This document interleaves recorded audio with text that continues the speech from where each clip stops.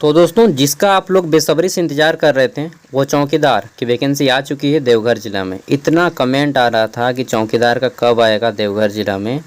यार आ गया, ठीक है, लो आ गया, वो आ गया।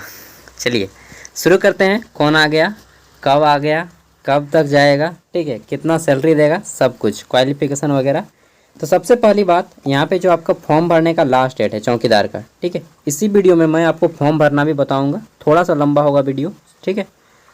आवेदन फॉर्म भरना 1 अगस्त से शुरू है, यानी कि आज से स्टार्ट है, और लास्ट डेट आपका 21 अगस्त तक आप फॉर्म भर पाइएगा, ठीक है। 21 अगस्त 2024 तक शाम के 5 बजे तक आप इस फॉर्म को भर पाइएगा। फॉर्म आपका ऑफलाइन भरा जाएगा, ठीक है। डायरेक्टली मैं बात करता हूँ टोटल वैकेंसीज़ कितनी है। तो टोटल आपके वैकेंसीज़ जो हैं 276 हैं। कितना है, 276। यहाँ पे देखिए 276, सॉरी 286, 286, ठीक है। जिसमें से सभी पद चौकीदार के हैं। इसमें 147 है, 147 टोटल जनरल कोटा से है, जिसमें 5 को महिलाओं के लिए आरक्षित है, ठीक है। वहीं बात कर लेते हैं कि आपका अनुसूचित जनजाति यानी कि एसटी कोटा से 66 गो है, जिसमें से 3 गो महिलाओं के लिए आरक्षित है, ठीक है। नेक्स्ट है आपका अत्यंत पिछड़ा वर्ग यानी कि BC1 में 44 गो सीट है, जिसमें 2 गो महिलाओं के लिए आरक्षित है, ठीक है। नेक्स्ट है EWS में आपके टोटल 29 सीटें हैं, जिसमें से 1 गो महिला के लिए आरक्षित है। और ये बाकी आपका खेल कोटा से कितना सीटें आरक्षित है, 3 6 9 3 चौके 12 13 14 को सीट आरक्षित है खेल कोटा और आपका फिजिकल कोटा से, ठीक है। चलिए देख लेते हैं अब कि ये तो हो गया टोटल सीट 286 है हमारा, ठीक है। और यहाँ पे कौन कौन फॉर्म भर पाएगा अब जान लीजिए। तो देखिए, सबसे पहले इस फॉर्म को भरने के लिए आपको साइकिल चलाना आना चाहिए। क्या बोले, साइकिल, हाँ साइकिल चलाना आपको आना चाहिए, ठीक है। बड़ा साइकिल छोटा साइकिल कोई भी हो, साइकिल चलाना आपको आना चाहिए। दूसरी चीज़, आपको जो है यहाँ पे जहाँ से आप अप्लाई कीजिएगा, आपका जो ज़िला है देवघर ज़िला के लोग अप्लाई कर पाएंगे केवल, और वो भी अपने पंचायत से ही अप्लाई कर पाएंगे। मतलब अगर आपके पंचायत का नाम नहीं है इसमें तो आप फॉर्म नहीं भर पाइएगा। अगर आपके गांव का नाम नहीं है तो आप अपने पंचायत के किसी भी गांव से भर सकते हैं, लेकिन आपके पंचायत का ही नाम नहीं रहेगा तो आप फॉर्म नहीं भर पाइएगा, ठीक है। चलिए इसको और थोड़ा सा डिटेल में समझाएंगे आपको बाद में 5 मिनट, ठीक है, जब हम लोग वहाँ पे पहुँच जाएंगे। सबसे पहली बात, कितना क्वालिफिकेशन चाहिए। तो देखिए आपको, अरे भाई फूट जाएगा यार, 1 मिनट गरज रहा है। तो यहाँ पे जो है पानी दे रहा है, और जिसके कारण मतलब थोड़ा सा डर लग रहा है। तो यहाँ पे 10वीं पास होना चाहिए आपको फॉर्म को भरने के लिए। न्यूनतम कितना, 10वीं पास, ठीक है। अगर आप 10वीं पास हैं तो आप इस फॉर्म को भर सकते हैं। और ये फॉर्म भरने के लिए आपको एग्ज़ाम फीस भी देना पड़ेगा, ठीक है। एग्ज़ाम फीस कितना है, तो जनरल और OBC कैटेगरी के लिए 100 रुपया, और वहीं पे ST कैटेगरी के लिए और SC का तो सीटें नहीं है, तो ST कैटेगरी के लिए 50 रुपया लगेगा, ठीक है।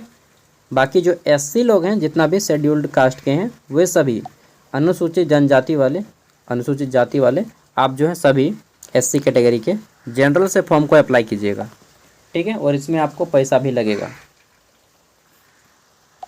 नेक्स्ट है आपका यहाँ पे कि आप जो है किसी भी क्रिमिनल रिकॉर्ड से नहीं फंसे होने चाहिए, और आपकी उम्र 18 वर्ष कम से कम होना चाहिए, अधिक से अधिक 35 वर्ष, ठीक है।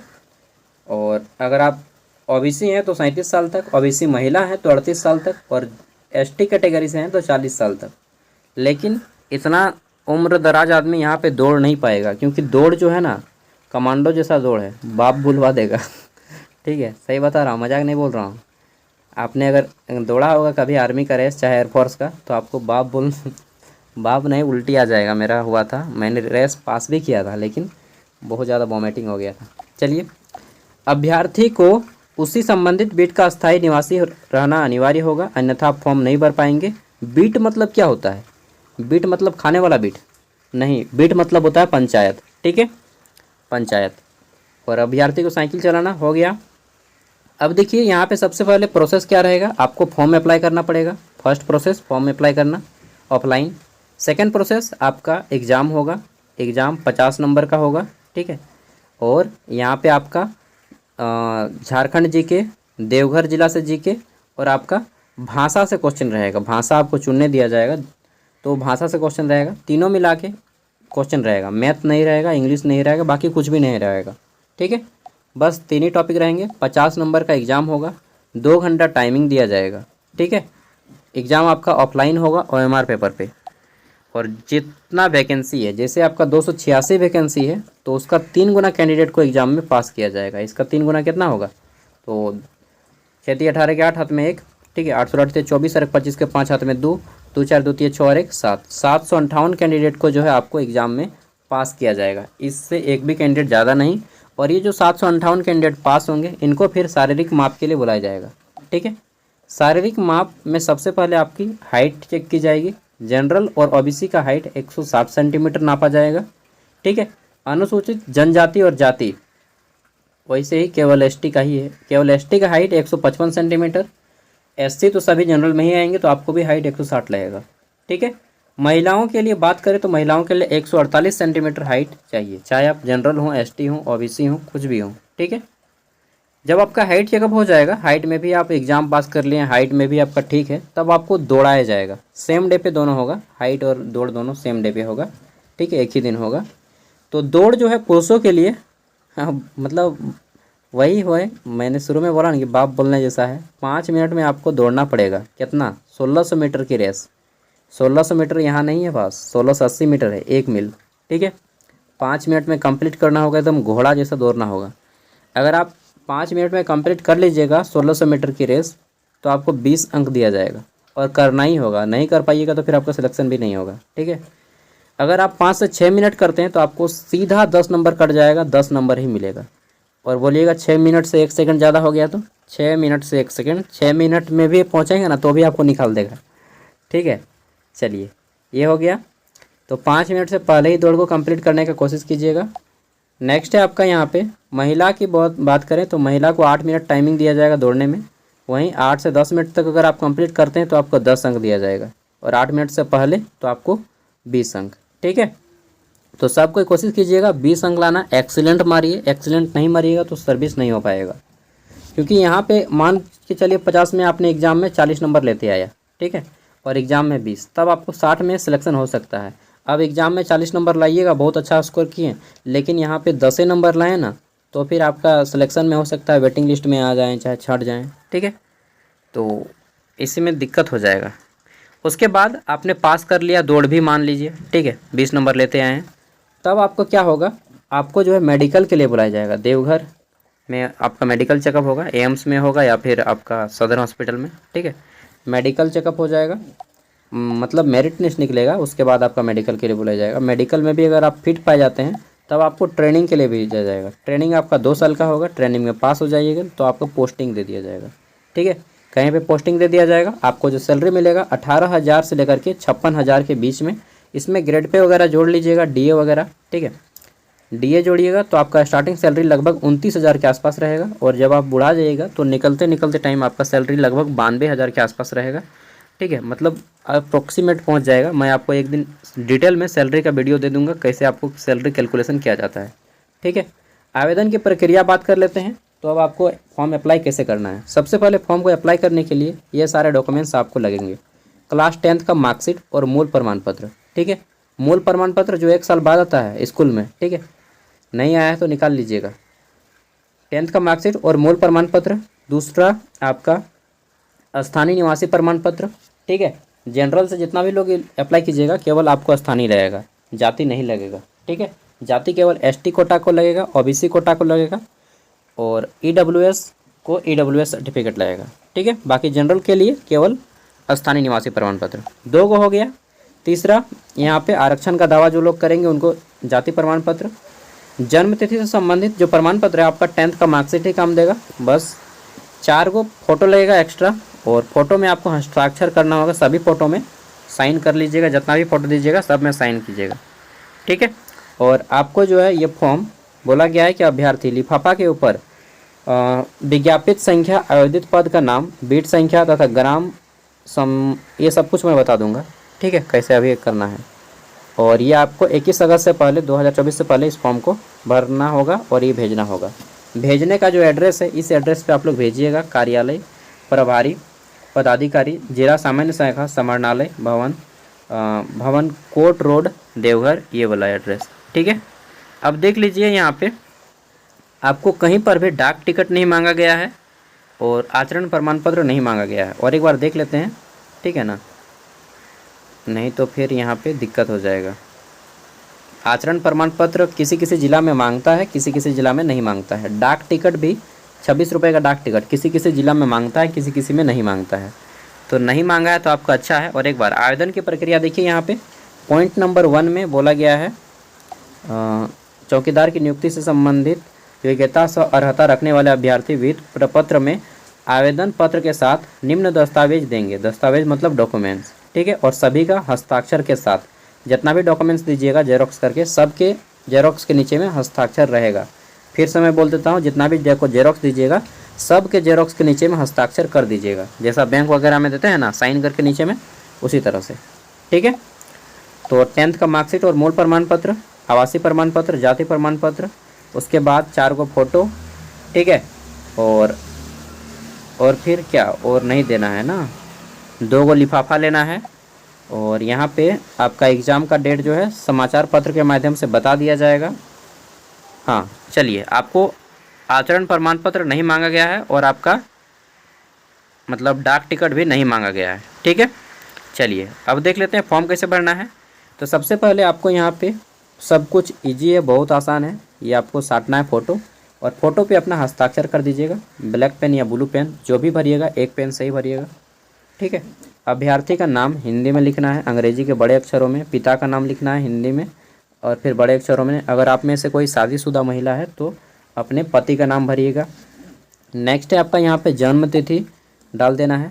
ठीक है, और शब्दों में भी बताना है कि 1 जनवरी 2001 इस तरह से लिख दीजिएगा शब्दों में। ठीक है, 1 जनवरी जो भी है आपका डेट।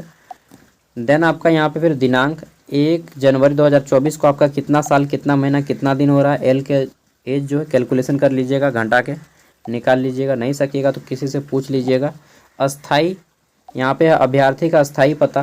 ठीक है, तो गांव का नाम भरना है, बीट संख्या भरना है। ये आपका बीट ग्राम और बीट संख्या क्या होता है ये चीज़ मैं बता देता हूँ। ठीक है, बीट ग्राम और बीट संख्या। चलिए, बीट ग्राम और बीट संख्या देखिए, तो बीट ग्राम और बीट संख्या ना, यहाँ पे देखिए ये रहा आपका बीट संख्या। अब बोलिएगा मेरा कौन सा है, बता रहा हूँ भाई, थोड़ा सब्र करो।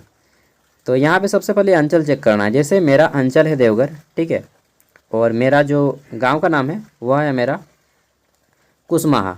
ठीक है, अंचल का नाम मेरा देवघर है, इधर अपना अंचल देख लीजिएगा। और मेरा गांव कौन सा है, कुसमाहा। ठीक है, तो यहाँ पे मेरा ये बीट ग्राम ऊपर में देखिए रिक्त बीट ग्राम का नाम, तो मेरा रिक्त बीट ग्राम का नाम क्या है, कुसमाहा। ठीक है, तो मेरा गांव बीट ग्राम हो जाएगा कुसमाहा। बीट संख्या 1/18 है, तो 1/18 बस यही चीज़ भरना है। सब कोई अपना अपना देख लीजिएगा। ठीक है, पूरा सब का है, सब अंचल का है। किसी किसी अंचल में आपको देखने को मिलेगा कि आपका पंचायत का नाम ही नहीं है, तो पंचायत का नाम नहीं रहेगा तो फिर आप लोग फॉर्म नहीं भर पाइएगा। ठीक है, तो यहाँ पे बीट ग्राम का नाम भर दीजिएगा, जो भी है आपका। बीट संख्या भर दीजिएगा, जितना बट्टा लिखा है, जैसे यहाँ पे 8/5 लिखा है तो 8/5 लिखिएगा। ठीक है, इस तरह से। पंचायत जो है आपका, अगर बीट ग्राम और पंचायत दोनों सेम है तो दोनों सेम ही लिखिएगा। पोस्ट ऑफिस, थाना, अंचल, पिन कोड। फिर आपका पत्राचार का पता मतलब कि आपका वर्तमान पता डाल लीजिएगा। ग्राम, पोस्ट, थाना और जिला, पिन कोड, बस इतना डालिएगा। राष्ट्रीयता में भारतीय लिख दीजिएगा। यहाँ पे मोबाइल नंबर डाल दीजिएगा। ईमेल आईडी दे दीजिएगा। आधार नंबर दीजिएगा। आवेदक के शरीर पर 2 को चिन्ह, जैसे तिल होता है ना, शरीर पे तिल होता है, कटा हुआ निशान होता है, वो सभी दे देना है। नाक पर तिल, होंठ पर तिल। ठीक है, जो भी है आपका। फिर मैट्रिक के बारे में बताना है, तो आपने कहाँ से पास किया। जैक बोर्ड अगर पास किए तो जैक लिखिएगा, जैक रांची, इस तरह से जैक रांची। ठीक है, अगर आपने सीबीएसई से पास किया तो सीबीएसई लिखिएगा। आईसीआईसी है तो आईसीआईसी दीजिएगा।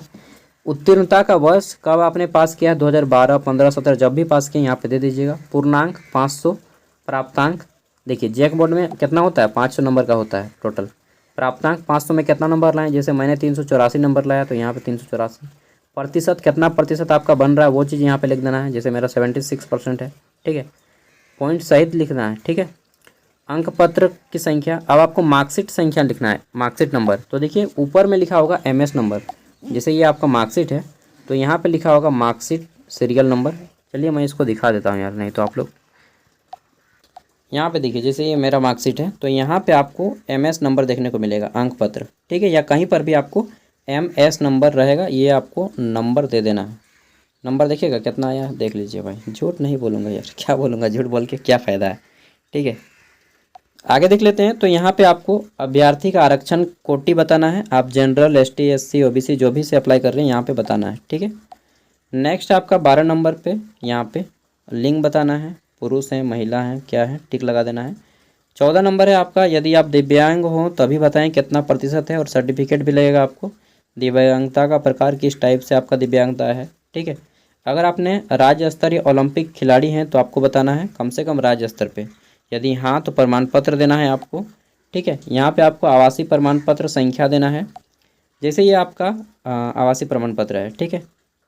तो यहाँ पे जो आपका आवासीय प्रमाण पत्र होगा, यहाँ पे देखिए लिखा होगा सर्टिफिकेट नंबर, ठीक है, सर्टिफिकेट नंबर लिखा होगा, और इस साइड में लिखा होगा इशू डेट, या फिर नीचे में लिखा होगा इशू डेट, ISS करके होगा, ठीक है, ISS करके होगा इशू डेट, और यहाँ पे सर्टिफिकेट नंबर CE से शुरू होगा, ठीक है। तो देख लीजिएगा, सर्टिफिकेट नंबर जो लिखा होगा आपका उसको यहाँ पे देना है, और जो इशू डेट लिखा होगा एक तिथि होगा वो यहाँ पे देना है, ठीक है, जारी करने की तिथि या निर्गत की तिथि। उसी तरह से आपको जाति प्रमाण पत्र भी देना है। इसके साथ ही आपको एक बैंक ड्राफ्ट देना है, चाहे आपको पोस्टल ऑर्डर देना है, बैंक ड्राफ्ट चाहे पोस्टल ऑर्डर, ठीक है। 100 रुपया या 50 रुपया वो आपके अकॉर्डिंग, ST है तो 50 रुपया, बाकी सब के लिए 100 रुपये लगेगा, ठीक है। और बैंक ड्राफ्ट आप लोग यहाँ पे बना लीजिएगा, किसके नाम से, बैंक ड्राफ्ट जो आपका बनेगा डेप्यूटी कमिश्नर देवघर के नाम से बनाइएगा, DC देवघर, ठीक है। बैंक का नाम बताना है, चाहे पोस्ट ऑफिस का नाम जहाँ से अप्लाई कीजिएगा, राशि बताना है 100 रुपया चाहे कितना, कब किए हैं भर लीजिएगा। 20 नंबर, क्या आवेदक के विरुद्ध कोई आपराधिक मामला दर्ज है, अगर हाँ कीजिएगा तो समझ लीजिए कि आपका नौकरी हो गया, सबसे पहले आप ही का होगा ठीक है, नहीं होगा। यदि कार्य अनुभव, यदि पूर्व में चौकीदार के पद पर काम किए हैं तो आपको बताना है। मान लीजिए आपने 10 साल काम किया है तो आपको 20 नंबर मिलेगा, प्रत्येक साल के हिसाब से 2 नंबर, ठीक है। लेकिन 10 साल से ज़्यादा किए हैं, 15 साल किए हैं तो आपको 30 नंबर मिलेगा, नहीं, मैक्सिमम 10 साल तक मिलेगा, ठीक है, मैक्सिमम 20 नंबर मिलेगा, उससे ज़्यादा नहीं मिलेगा। घोषणा पत्र, यहाँ पे देखिए प्रमाण पत्र संलग्न की विवरण देना है। अरे भाई इतना डेंजर देखिए यहाँ पे आपको सबका बताना है, जैसे आपकी 10वीं का मार्कशीट लिखना है, ठीक है, और मूल प्रमाण पत्र लिखना है 10वीं का, क्या क्या लगेगा चलिए मैं दिखाता हूँ डॉक्यूमेंट्स में, ठीक है। और ये चीज़ दिखाऊंगा, 7 को यहाँ पे बोला है ना। उसके बाद आपको ये भी भरना है, चौकीदार पद पर सीधी नियुक्ति हेतु ये आपका प्रवेश पत्र यानी कि एडमिट कार्ड। देख लीजिए यहाँ पे सबसे पहले आवेदित पद का नाम रहेगा, चौकीदार लिखिएगा, आपका नाम लिखिएगा हिंदी में, अंग्रेजी के बड़े अक्षरों में, फ़ोटो डालिएगा, फ़ोटो पे साइन मार दीजिएगा। साइन मतलब होता है कि आपने उसको जो है खुद हस्ताक्षर किया है, यानी कि आपके द्वारा स्व अभिप्रमाणित है, इंग्लिश में बोलते हैं सेल्फ डिक्लेरेड, ठीक है। तो आपने जो है स्वयं अभिप्रमाणित कर दिया। पिता का नाम लिखिएगा हिंदी में, अंग्रेजी के बड़े अक्षरों में, बीट संख्या, ठीक है, और बीट गांव का नाम, बीट ग्राम के अधीन ग्राम का नाम, आपका अपना गांव का नाम, ठीक है। यहाँ पे बीट का गांव का नाम, यहाँ पे आपका गांव का नाम, दोनों सेम है तो दोनों सेम रहने दीजिएगा। पत्राचार का पता पिन कोड के साथ, गांव, पोस्ट, पंचायत, थाना, अंचल, जिला, राज्य, पिन कोड, संख्या यहाँ पे इस तरह से डाल दीजिएगा, ठीक है। केवल कार्यालय द्वारा भरा जाएगा, यहाँ पे आपको कुछ भी भरना नहीं है, ठीक है। अब देखिए ये सारी चीज़ें फिलअप कर लेनी है, भर लेनी है। क्या करना है आपको नेक्स्ट, तो कहाँ गया जी, एक साइन होता है आपका, हाँ यहाँ पे नहीं बताएं, यहाँ पे आपको अपना स्थान में अंचल का नाम देना है, तिथि में जिस दिन आप स्पीड पोस्ट कीजिएगा पोस्ट ऑफिस जा करके, उस दिन आपको ये साइन कर देना है यहीं पे, ठीक है, डेट के साथ, सॉरी डेट यहाँ पे मारिएगा, अंचल का नाम, और यहाँ पे साइन कीजिएगा आवेदक जो लिखा है इसके ऊपर में, ठीक है। ये हो गया। अब चलिए मैं बताता हूँ कैसे अप्लाई करना है प्रैक्टिकली, और आपके कौन कौन से डॉक्यूमेंट्स लगेंगे। देखिए चौकीदार पद के लिए दस्तावेज जो आपको लगेंगे, 10th का मार्कशीट, ठीक है, अंक पत्र, 10th का मूल प्रमाण पत्र, आवासीय प्रमाण पत्र, जाति प्रमाण पत्र, आय प्रमाण पत्र, और EWS मतलब होता है इकोनॉमिक विकर सेक्शन, ठीक है, बार बार मत पूछिएगा नहीं तो बहुत से आदमी नहीं समझ पाते हैं। तो जनरल कोटा से जो लोग गरीब होते हैं उसको हम लोग EWS बोलते हैं। आधार कार्ड, वोटर ID कार्ड, ठीक है, कोई एक, 2 पासपोर्ट साइज फ़ोटो, आपको बोला है यहाँ पे 4 पासपोर्ट साइज फ़ोटो, ठीक है। तो यहाँ पे आप लोग 4 को कर लीजिएगा, ठीक है। 2 के जगह पे 4 को, और चारों फोटो पे हस्ताक्षर कर लीजिएगा। अनुभव प्रमाण पत्र यदि हो तो इसके साथ ही देख लीजिए यहाँ पे इन सभी के जेरोक्स के नीचे में अपना हस्ताक्षर कर दीजिएगा, ठीक है। जेरोक्स जितना भी जेरोक्स कीजिएगा उसके नीचे में हस्ताक्षर। और जनरल ओबीसी को आपको 100 रुपये का डिमांड ड्राफ्ट लगेगा, एसटी को 50 रुपया। आपके ज़िला में कम लिया जा रहा है, बाकी सब जिला में 200 लगा है और एसटी को 100 रुपये लगा, लेकिन आपके ज़िला में कम लिया जा रहा है देवघर में। चलिए 100 रुपये आप लोग का बच गया। ये आप लोग इस तरह से डिमांड ड्राफ्ट बनवा लीजिएगा, चाहे पोस्टल ऑर्डर, ये तो पोस्टल ऑर्डर है, ठीक है। पोस्टल ऑर्डर आपका पोस्ट ऑफिस से बनेगा, डिमांड ड्राफ्ट आपका बैंक से बनेगा, ठीक है। ये 500 का है, आप लोग को अपना कैटेगरी के अकॉर्डिंग बनाना है, 100 का या 50 रुपये का, ठीक है। आसान, दोनों ही आसान पड़ेगा। अगर आपका बैंक अच्छा है तो आप बैंक से डिमांड ड्राफ्ट ही बनवा लें, अन्यथा अगर बैंक बात मतलब वैसा ही बैंक ऑफ इंडिया का जैसा स्थिति रहता है तब आप पोस्टल ऑर्डर बना सकते हैं। 2 लिफाफा लेना है, ठीक है। एक लिफाफा में ऊपर साइड में आपको केवल इस तरह से लिखना है, सेवा में लाइन खींच देना है, सेवा में टू, नाम, पिता का नाम, ग्राम, पोस्ट, जिला, पिन कोड और ये मोबाइल नंबर, ठीक है। दूसरा वाला लिफाफा लेना है, बड़ा वाला, ये थोड़ा सा छोटा भी चलेगा लेकिन ये आपका बड़ा होना चाहिए। इसमें आपको क्या क्या देना है, विज्ञापन संख्या लिखना है इस तरह से, आवेदित पद का नाम चौकीदार, बिट संख्या खुद का भर लेना है, बिट का नाम भरना है अपना, ठीक है, पंचायत का नाम भरना है। उसके बाद इस तरह से एक लाइनिंग खींचना है और इस तरह से प्रेषक करना है, नाम, पिता का नाम, ग्राम, पोस्ट, थाना, अंचल, जिला, पिन कोड, मोबाइल नंबर, ये सारी चीज़ें यहाँ पे भर लीजिएगा सेवा में।